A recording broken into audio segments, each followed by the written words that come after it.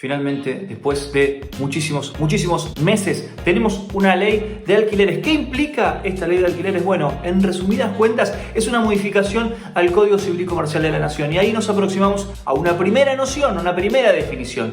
Esto implica que esta nueva normativa va a correr... Omitamos eso. Para todas las localidades del país, para todos los alquileres que se den en la República Argentina.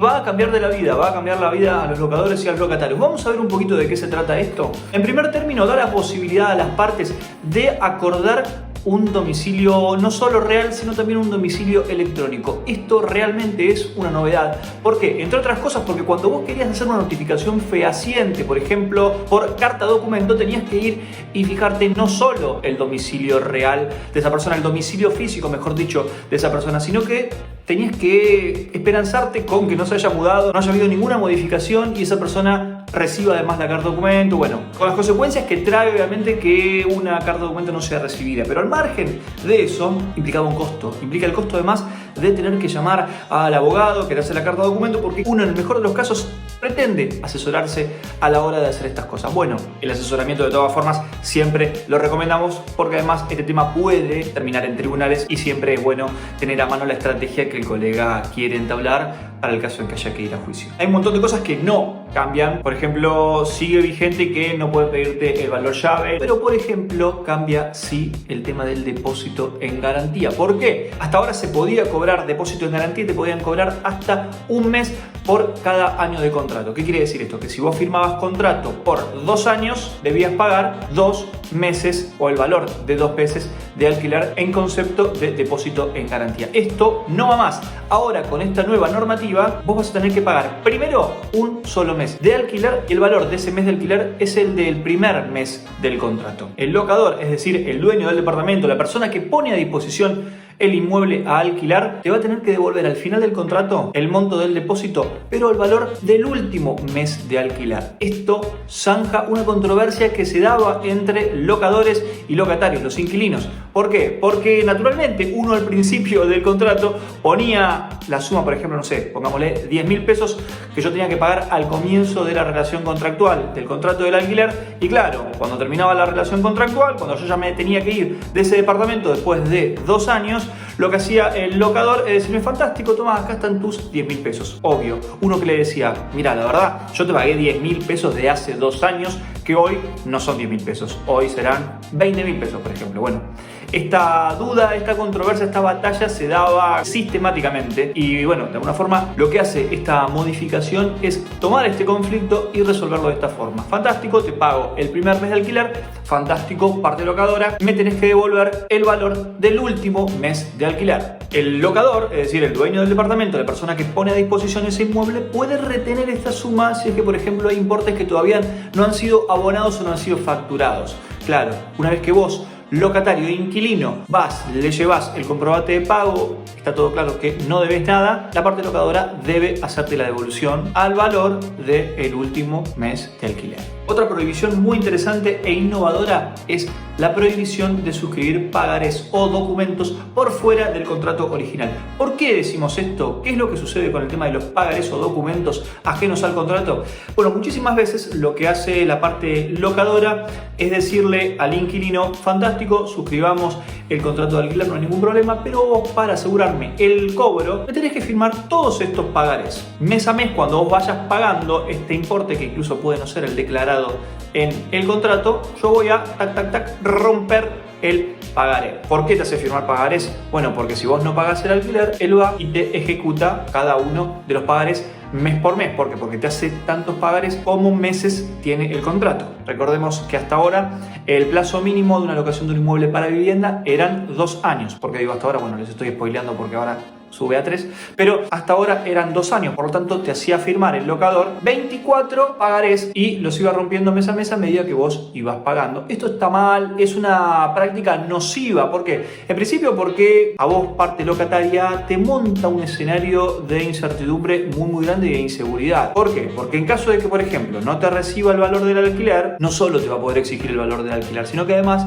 puede hacer uso y te puede ejecutar esos pagarés que no figuran en el contrato de alquiler alquiler original. De alguna forma, esto lo que hace es eliminar cualquier tipo de suspicacia en torno a la aplicación o vigencia o viabilidad de pagarés para la suscripción de cualquier contrato de locación.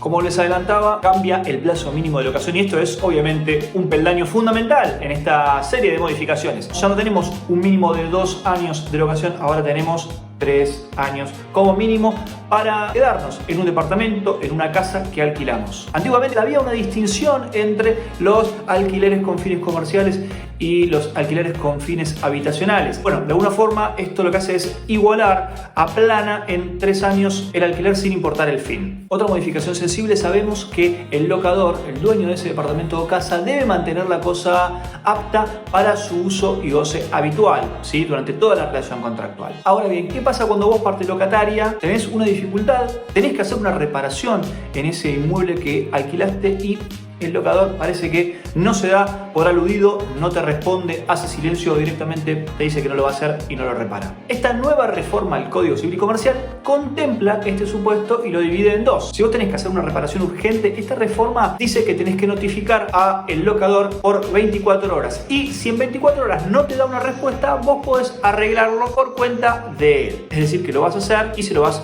a exigir. Si no es urgente, el procedimiento es el mismo, pero tenés que esperar 10 días. ¿Qué quiere decir esto? Notificás, esperás 10 días, no te da bolilla, haces el arreglo correspondiente a cargo de él. Otra reforma interesantísima es que elimina el tema del caso fortuito o fuerza mayor.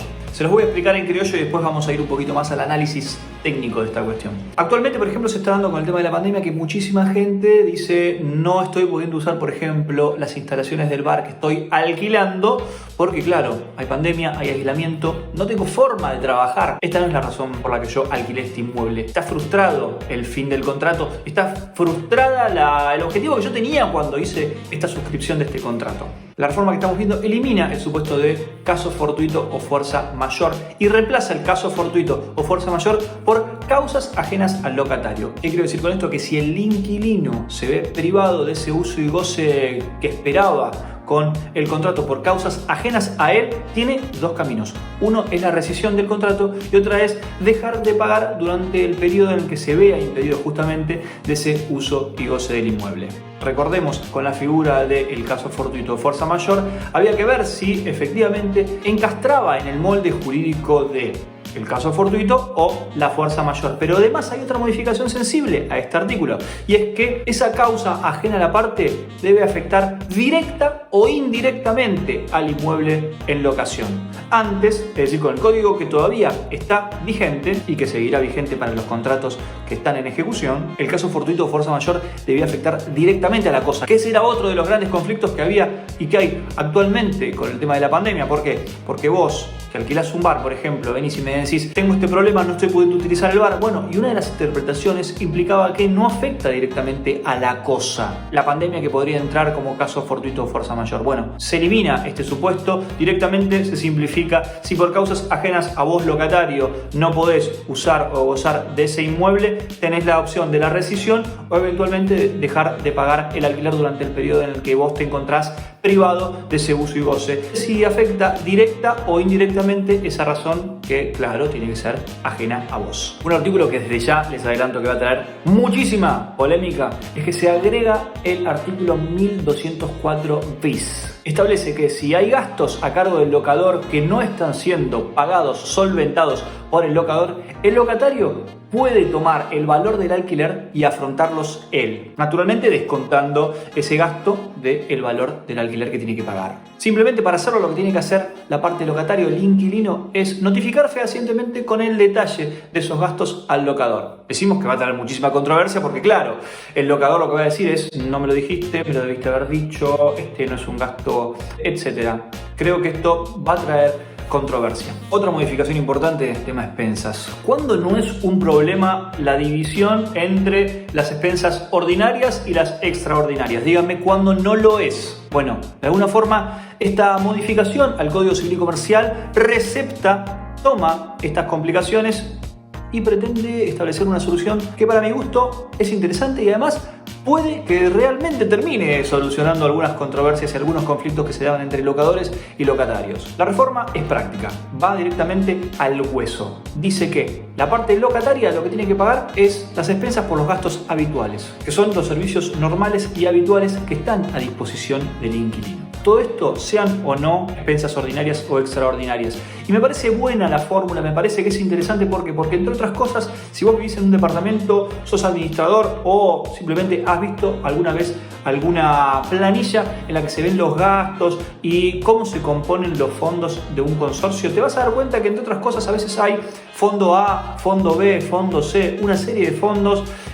Hay unas expensas obviamente que son las ordinarias, están las extraordinarias, pero estos fondos muchas veces después terminan integrando las expensas ordinarias que terminan afrontando los inquilinos. Estos fondos, fondo A, fondo B, fondo de reserva, fondo Z, etcétera, pónganle los nombres que quieran, al principio se establecen como extraordinarios y con un fin específico, pero finalmente muchísimas veces, en muchísimas ocasiones, terminan integrando las expensas ordinarias. Y eso de alguna forma lo que hace es tergiversar el pago de esas expensas ordinarias, esos gastos habituales, porque ese, como vemos hoy acá con esta reforma, es el espíritu del legislador, que la parte locataria, el que alquila un inmueble, una casa, un departamento, afronte los gastos habituales, no por ejemplo el pintado de un portón costosísimo que él ni siquiera por ahí vio ni tiene acceso, etcétera, ¿no? Un gasto absolutamente extraordinario que no debería afrontar en ningún caso la parte locataria. Resolución anticipada. También cambia este punto. ¿Qué es la resolución anticipada? Bueno, básicamente lo que implica es que si vos te querés ir de ese inmueble que estás alquilando, bueno, tenés la posibilidad siempre y cuando hayan transcurrido primero 6 meses. Eso es lo que establece la reforma y eso es lo que mantiene el Código Civil actual, el vigente. Esta nueva normativa establece que en caso de alquileres para vivienda, si te querés ir, podés hacerlo transcurridos 6 meses del contrato y si avisás con 3 meses de anticipación al locador, no tenés penalidad para irte. Te puedes ir cuando quieras. ¿Qué quiere decir esto? Si yo firmé hoy, dejo pasar 6 meses, mando una carta de documento diciéndole al locador, mirá, la verdad no me gusta donde estoy viviendo, no quiero vivir más, me voy en 3 meses, al 9º mes desde que firmé el contrato, me puedo ir sin ninguna penalidad. Se incorpora un nuevo artículo, el 1221 bis, en relación a la renovación del contrato, que es otro punto claramente que genera fricción entre las partes, el tema de renovar o no renovar el contrato. Lo que establece esta modificación es que en los últimos 3 meses de contrato, en el caso siempre de alquileres para vivienda, cualquiera de las partes puede notificar a la otra para que se junten y vean el tema de la renovación del contrato. Esa renovación debe verse en el término de 15 días corridos. Si el dueño del inmueble rechaza la renovación del contrato o simplemente no dice nada, eso ya habilita a la parte locataria a irse a partir de ese momento cuando guste, obviamente sin penalidad. Esto va a traer conflicto y yo creería que va a traer algún tipo de conflicto porque lo que hay que hacer en estos casos es documentar todo, ¿sí? Si no, ¿cómo vas a probar también que efectivamente no hubo un acuerdo, pero hubo una reunión, hubo un rechazo, no hubo un rechazo? Creo que quizá podría llegar a generar algún tipo de controversia, pero bueno, así se ha decidido, veremos cómo es que avanza. Quizá la reglamentación también avanza en este aspecto para establecer ciertos parámetros para que sea lo más claro posible. Hay cambios también en el tema de las garantías, en el tema de los desalojos. No lo voy a abordar en este caso para no hacerlo demasiado extenso. Sí quiero hacer una mención especial en cuanto al tema de ajustes. Cómo ajustar el alquiler, que es otro gran punto de conflicto entre la parte locadora y la parte locataria en cualquier relación contractual. Lo primero que se establece es que los ajustes son anuales, no de otra forma. Y por el otro lado, se va a aplicar una fórmula que va a estar publicada mes a mes en la página del Banco Central de la República Argentina y que combina RIPTE con IPC. ¿Qué quiere decir esto? Por un lado, el índice de precios al consumidor, es decir, que la inflación va a ser contemplada en esta fórmula y a la vez va a tener en cuenta los salarios, el RIPTE, que es básicamente la remuneración imponible promedio de los trabajadores estables. Último, una mención que es importante también, la AFIP va a tener muchísima más presencia porque entre otras cosas estos documentos, estos contratos de locación deben ser denunciados ante AFIP. ¿Quién se encarga de declararlo? Lo debe hacer la parte locadora.